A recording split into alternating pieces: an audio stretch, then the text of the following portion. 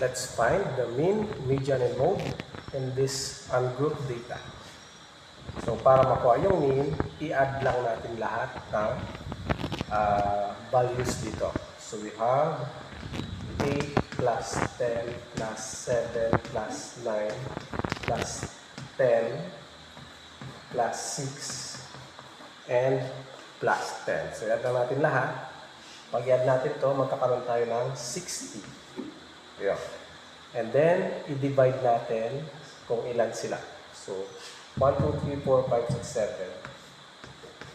7. Yan. So, 60 divided by 7 is equal to 8.57. So, ang ating mean ay 8.57.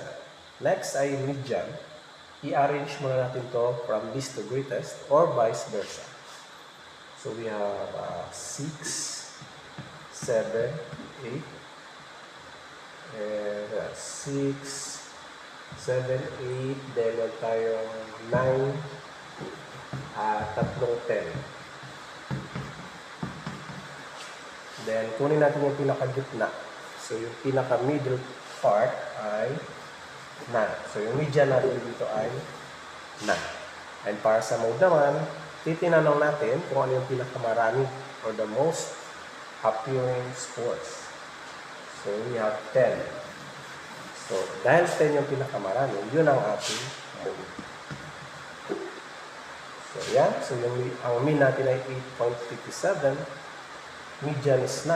And the mode is 10. Okay, that's all for today.